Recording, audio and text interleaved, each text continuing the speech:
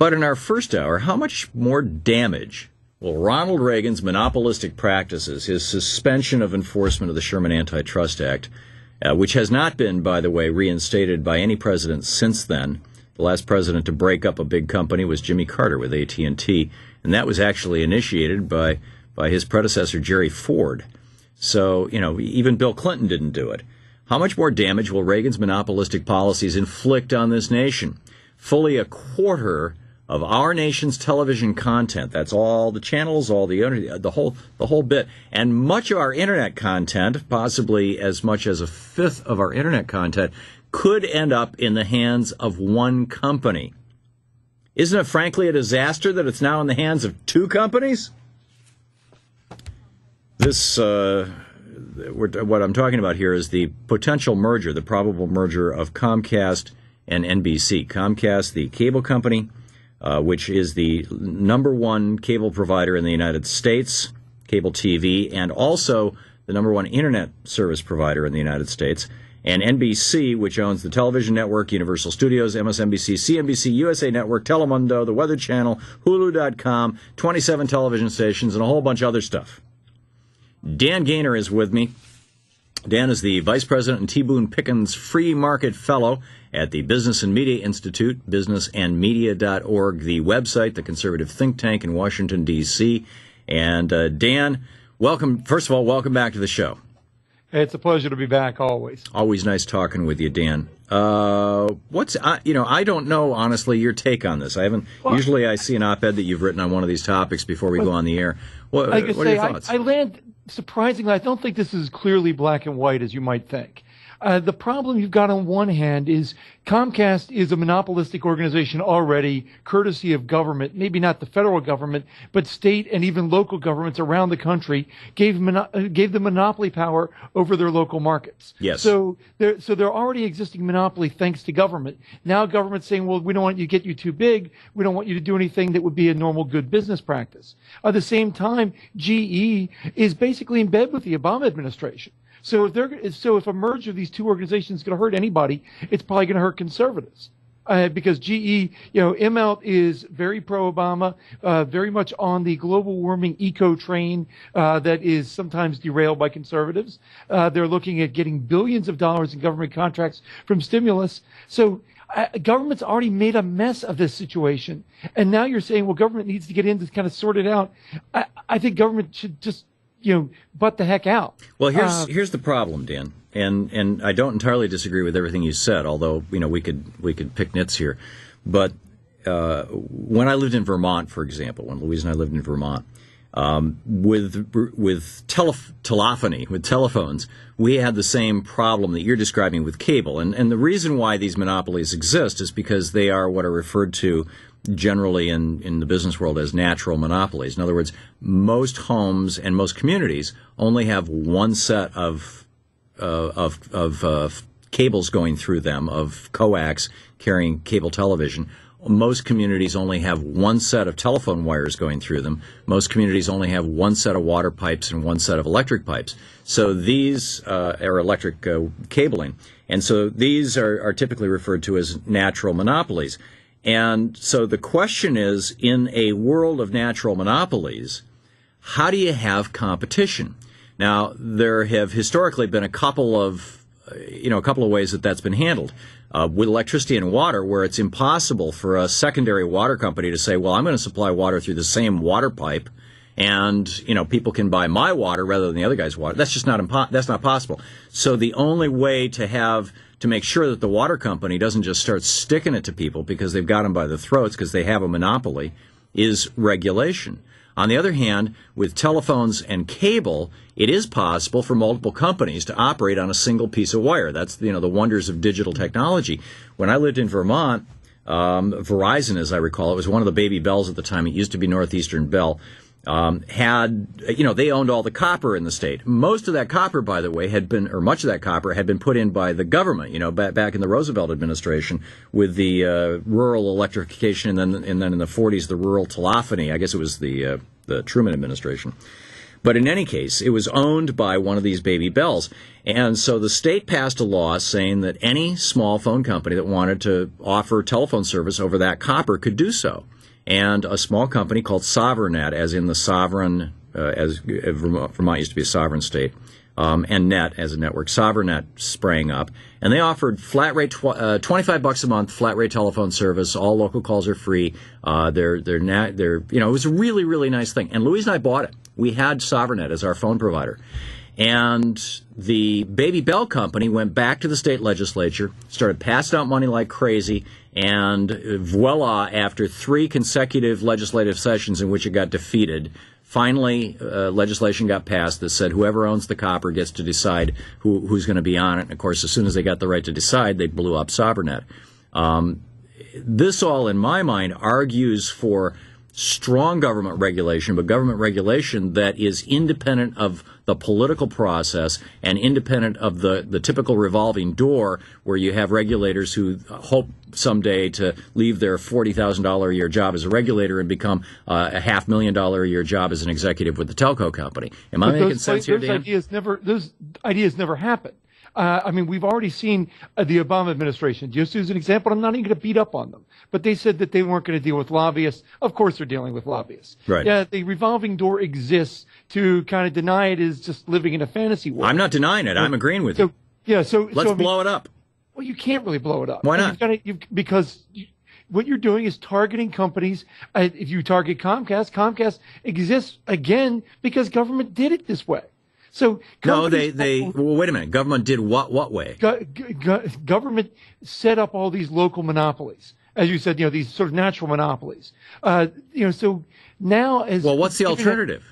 The alternative is to get government the heck out of this situation. But wait a minute. The government is us, and in our neighborhoods, we allow one right of way, which we pay for and we maintain for that piece of cable wire.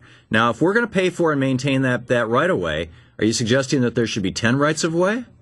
No, what I'm suggesting is government created a problem, and more government doesn't necessarily solve it. And then you also isn't this really a question of smart government versus dumb government? We got about a minute, by the way, Dan. It's also getting government involved in media, which is again very scary. And there's a huge push on the left. Frankly, the article you and I were talking about comes from Free Press. I don't think they believe in the concept of free press. I think they want government very involved in media. So, bottom line, are you in favor of the merger of NBC and Comcast? If I had no choice, since I basically do have no choice to pick one or the other, I would say keep government out of it. But ironically, conservatives. In other words, you're in favor of you would let the merger happen. Reluctantly, yes. So you don't have a problem with monopoly capitalism. No, I have a problem with government monopolies. Then I also have a problem with government making the problem worse, and that's what I think government's going to. But you get government out of there, and you've got monopoly capitalism. You get government's already in there. That's like I said, that's where we started from the ground up. Right. The government involved in media is a bad place to be. Okay. Dan Gainor, businessandmedia.org is the website. Dan, thank you for an interesting conversation. Thank you. As always. I'm of the opinion that monopoly capitalism is a really, really, really bad thing. And we need to not just stop mergers, but start breaking them up. In 1904, that Lizzie Phillips, a Quaker who was very concerned about the effects of monopoly capitalism, came up with a board game that people could play that would demonstrate the consequences of monopoly capitalism, how these things worked and how they eventually were functionally destructive to markets. It was 1935 when, what was his name here? Charles Darrow patented the game Monopoly and rolled it out, and it's been in the market continuously since 1935. And as anybody who's ever played the game Monopoly knows, the goal of the game is to own everything. Monopoly capitalism is destructive to marketplaces, to communities. Right across the board, there's generally a broad consensus. Now, what Dan is concerned about, and I don't want to speak for him, he's not here, but I think I can safely say this, is that what he's concerned about is what's referred to as state monopoly capitalism, also known as, in the modern era, as communism, which is where the state controls everything, the state owns everything, the state is the monopoly, the state runs the companies. I'm not an advocate of that. I don't know anybody who is. Well, actually, I do know we had the president of the Communist Party of the USA on the program last year. He's an advocate of that, he and his 300 followers. But bottom line, monopolies, if you're under 30 or under 40, ask somebody who's over 40, and ideally somebody who's over 50 or 60. Find some old fart and ask them, what did the shopping centers look like in the 1950s and 1960s? Who owned the stores?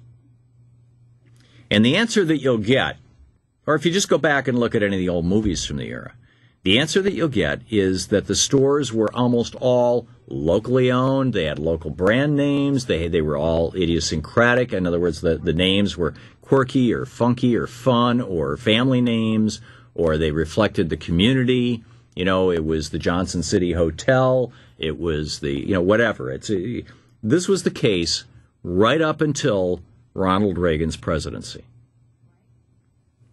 And the result of that, because monopolies were aggressively discouraged, the result of that is that we had a healthy economy through the 30s, 40s, 50s, and 60s, and 70s, and early 80s.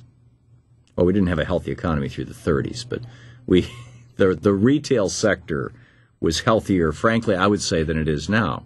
And the reason why I would say it's not healthy now is because the barriers to entry are so high. It is so hard for an individual to start a local business and build it up and not get squashed like a bug by these big monopolists. And this is a huge issue. If you were, somebody took you on a plane up to 90,000, well, 90,000 you probably wouldn't, okay, you've got an oxygen mask on. And I say 90,000 because it's high enough that you could drop out of the middle of the United States and land pretty much anywhere, depending on the wind, if your parachute was, you and Balloon Boy, right?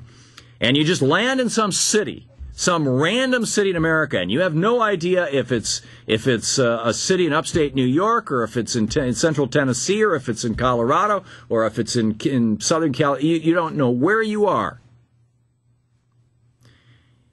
For most of the history of the United States, if you landed in that city and you looked around at the main street of that city, within a few seconds you could identify where you were, because there would be a hotel named after the city, or a restaurant named after the city, or you'd see all these stores. There used to be, back in the 50s or 60s, I guess it was the 60s. It was when I was a little tiny kid. Route 66, Martin Milner and some other guy, and they traveled Route 66 across America. This was before the Eisenhower freeway system was finished, I guess.